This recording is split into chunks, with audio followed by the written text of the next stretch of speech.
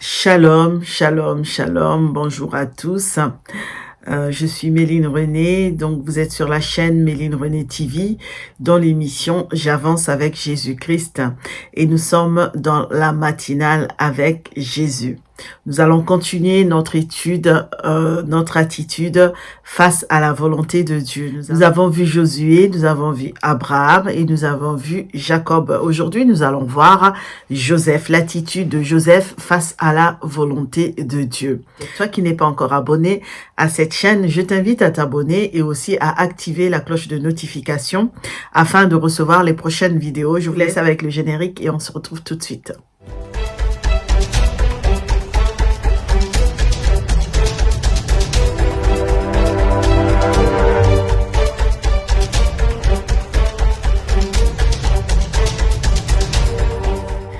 Il est donc question ici de voir l'attitude de Joseph face à la volonté de Dieu. Nous allons étudier Joseph en deux temps. Parce que quelle attitude il a pu avoir à chaque étape de sa vie. Nous allons donc étudier ce personnage en deux temps. Donc aujourd'hui, nous allons voir une partie et la prochaine partie, ça sera pour demain. Pourquoi je l'ai scindé en deux? Parce qu'il me semblait intéressant de l'étudier en deux parties.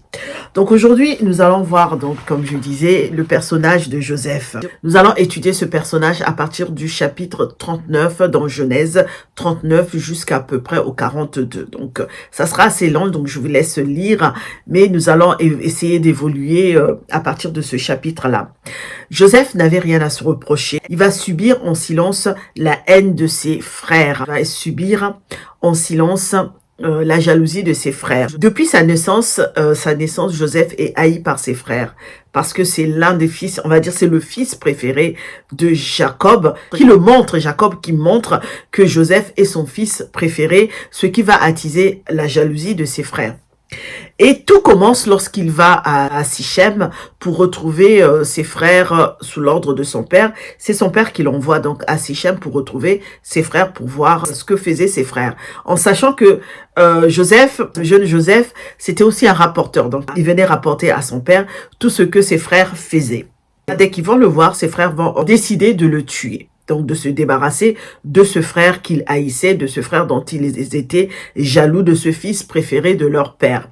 Ils vont décider donc de le tuer. Le premier qui va s'y opposer, c'est Ruben. Ruben va s'y opposer, mais comme il va se déplacer, ils vont insister et donc ils vont le mettre dans une citerne. Ils vont le mettre dans une citerne après lui avoir arraché sa tunique.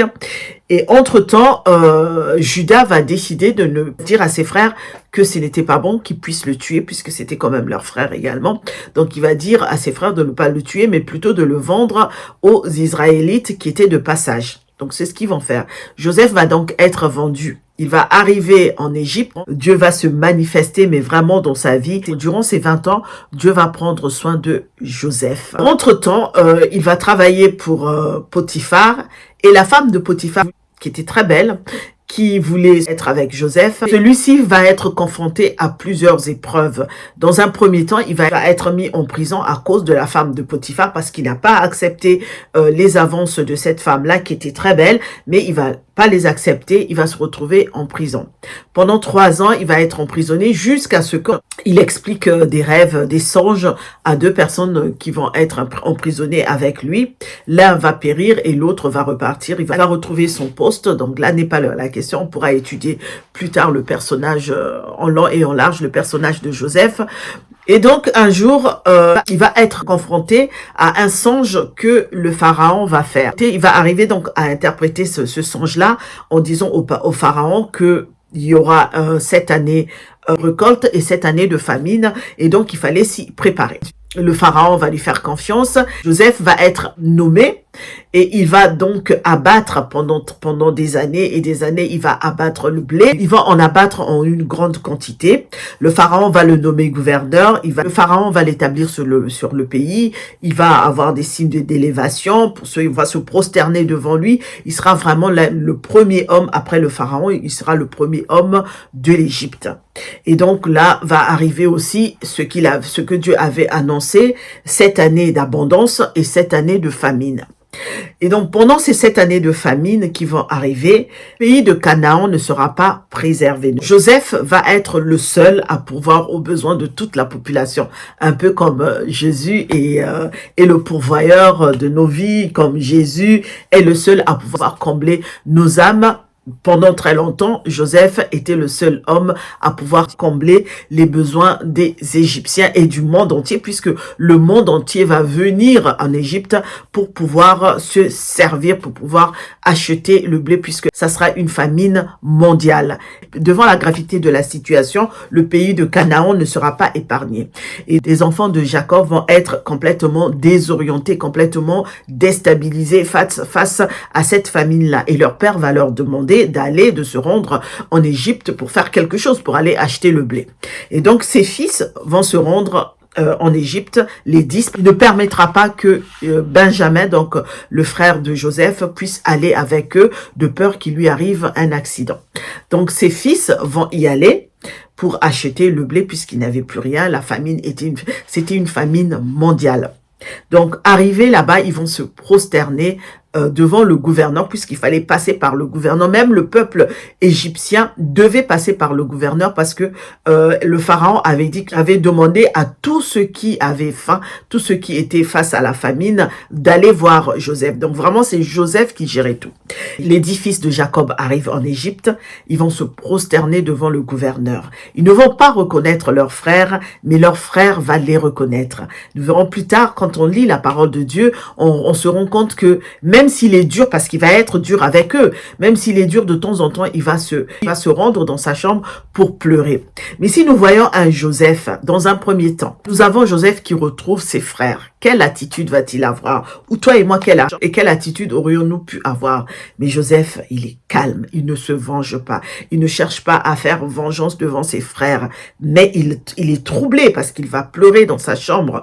Et sa communion avec Dieu a appris à cet homme-là, donc à Joseph, à discerner la volonté de Dieu. Il savait que si ça se passait comme ça, c'était la volonté de Dieu. Et il ne pouvait pas faire sa propre volonté, il ne pouvait que faire la volonté de Dieu. Nous voyons Joseph qui a un amour sincère envers ses frères. Il a un amour sincère pour ses frères et Dieu va se servir de cela. Il veut vraiment que ses frères prennent conscience de ce qu'ils ont fait, de ne pas avoir été fidèles à Dieu et surtout il veut aider ses frères à la repentance, il veut aider ses frères à la restauration parce qu'il sait que depuis toutes ces années, ils ont vécu avec un poids dans leur cœur d'avoir vendu leurs frères. Donc, il sait que quelque part, ses frères ont besoin de cette restauration-là. Donc, il va être dur avec eux. Il va leur demander si ce sont des espions qui sont venus dans son pays, donc en Égypte. Et ses frères vont dire non, nous ne sommes pas des espions. Des espions, nous sommes des hommes honnêtes. Quelle honnêteté. Nous savons que 2 d'entre eux ont tué quand même, ont tué. Et en plus, ils ont vendu leurs frères, ils ont fait croire à leur père que leur frère était mort en rapportant la tunique qu'ils avaient imbibée du sang de bouc. Et ils ont vu pendant toutes ces années leur père souffrir, pleurer son fils, mais aucun d'eux n'a jamais dit à leur père, non mais il n'est pas mort ton fils, voilà ce que nous avons fait. Donc ils ont vécu avec leurs crimes dans le silence. Et là, nous avons Joseph qui veut les amener à comprendre, à être dans la restauration, à se repentir. Qui est Joseph ici? Joseph aurait pu, si nous repartons en arrière, Joseph aurait pu succomber au charme de la femme de Potiphar, mais il ne l'a pas fait. Parce qu'il ne pouvait pas le faire. C'est quelqu'un qui vivait dans une communion, mais dans une communion avec Dieu. C'est quelqu'un qui ne voulait que faire la volonté de Dieu. Même si c'est un homme, il aurait pu être sensible au charme de la femme de Potiphar, mais à aucun moment, il n'aurait fait sa propre volonté. À aucun moment, il n'aurait péché. Pourquoi? Parce que Joseph sait que c'est le péché qui a divisé Dieu et l'homme. Parce que avant, il y avait une harmonie entre Dieu et les hommes. Mais c'est parce qu'il va y avoir le péché. Le péché va venir détruire cette harmonie entre Dieu et l'homme. Le péché va venir séparer ce qu'il y avait entre Dieu et les hommes. Et Joseph le sait. Joseph, c'est quelqu'un qui fait la volonté de Dieu. C'est quelqu'un qui est le péché. Et il sait que Dieu est le péché. Et lui-même, il est le péché. Il fait la volonté de Dieu. Donc, comme il a compris cela, il ne pouvait pas aller avec la femme de Potiphar. Voilà le premier point sur lequel nous devons parler aujourd'hui. Il connaissait la volonté de Dieu. Il connaissait Dieu. Il savait que Dieu haïssait le péché. Et donc, lui ne pouvait pas aller à l'encontre de cela. Mais toi et moi, parfois, nous faisons ce que notre chair nous demande. Nous ne faisons pas la volonté de Dieu, nous faisons notre volonté. Il y a une voix parfois qui nous parle, cette voix qui nous dit que ça, c'est le péché. Ça, il ne faut pas le faire. Mais parfois, nous passons outre à cette voie-là pour faire notre propre volonté, pour être dans le péché. Mais Joseph n'en était pas là. Donc là, il va parler à ses frères, il va, sans leur dire que c'était Joseph, il va leur poser la question si c'était des espions. Mais ils vont répondre que non, ce sont des honnêtes hommes. Nous savons que ce ne sont pas les honnêtes hommes. Avec Dieu, le péché reste le péché. Avec Dieu, il n'y a pas de petit péché, il n'y a pas de grand péché. Tout est péché. Dès que tu ne fais pas la volonté de Dieu, dès que tu sais que ce que tu es en train de faire, c'est le mal, ça devient péché. Et Joseph le sait. Donc, c'est le premier point que nous étudions aujourd'hui, le fait que Joseph aurait pu pécher. Il aurait pu faire ce qu'il voulait. Mais Joseph avait la crainte de Dieu. Et Joseph savait discerner. Joseph savait discerner la volonté de Dieu. Il savait discerner la voix de Dieu. Voilà pourquoi jusque-là, il n'a rien fait. Voilà pourquoi jusque-là, il a encaissé. Il a encaissé tout ce qu'il a vécu, non seulement vendu par ses frères, mais aussi il arrive en Égypte, il subit des injustices, il subit des épreuves pour des choses qu'il n'a pas fait. Mais à aucun moment il ne s'est défendu, à aucun moment il n'a renié Dieu, à aucun moment il ne s'est révolté contre Dieu en disant « Mais Seigneur, regarde ce qui m'est arrivé, tu m'avais promis ». Puisqu'il faisait des rêves, Dieu lui avait montré déjà le plan qu'il avait pour lui.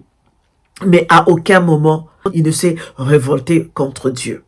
Donc ici, nous avons une foi qui est assise sur du roc. Une personne qui fait la volonté de Dieu et qui sait discerner la volonté de Dieu. Toi et moi, nous devons discerner la volonté de Dieu. Parce qu'il nous arrive de ne pas la discerner. Nous faisons notre volonté. Nous croyons que ce que nous faisons, nous, est mieux que ce que Dieu veut faire pour nous, que la volonté de Dieu. Dieu est quand nous faisons le choix de vivre notre propre volonté, de chercher notre propre intérêt. Dieu est lorsque nous faisons le choix de vivre notre propre volonté ou de chercher notre propre intérêt.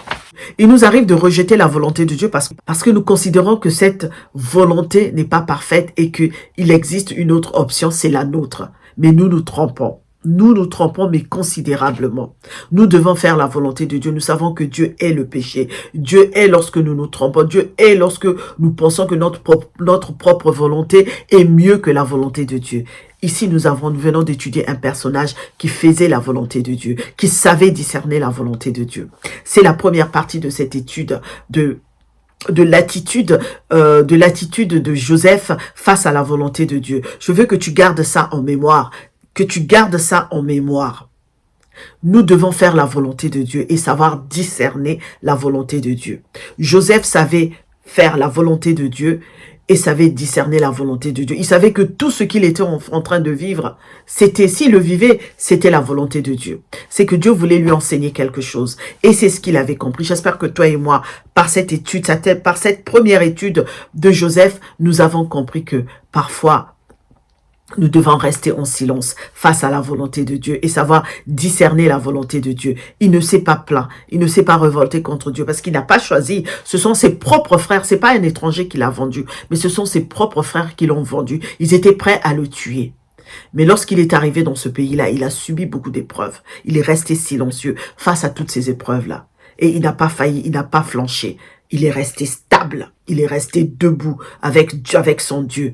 Et Dieu ne l'a pas abandonné. Toi et moi, Dieu ne va pas nous abandonner si nous faisons comme Joseph. Nous avons terminé notre étude pour aujourd'hui. Nous nous retrouvons demain avec la suite du personnage de Joseph, son attitude face à la volonté de Dieu. Je vous souhaite une très bonne journée, que Dieu vous garde, que Dieu vous bénisse. J'espère vous retrouver bientôt. Toi qui n'es pas encore abonné à cette chaîne, je t'invite à t'abonner et aussi à activer la cloche de notification afin de recevoir les prochaines vidéos. Tu peux partager aussi cette vidéo. N'oublie pas de liker. Que Dieu soit avec nous. Nous continuerons d'avancer avec le Seigneur parce que nous sommes des courageux et des courageuses. Et rien ne va nous arrêter. Même si nous tombons, comme nous sommes des courageux, nous allons nous relever et continuer notre course. Je vous dis à très bientôt. Je vous dis à demain. Que Dieu soit avec nous. Que vraiment cette journée soit une journée remplie de toute la faveur de Dieu. Je vous retrouve demain. Au revoir.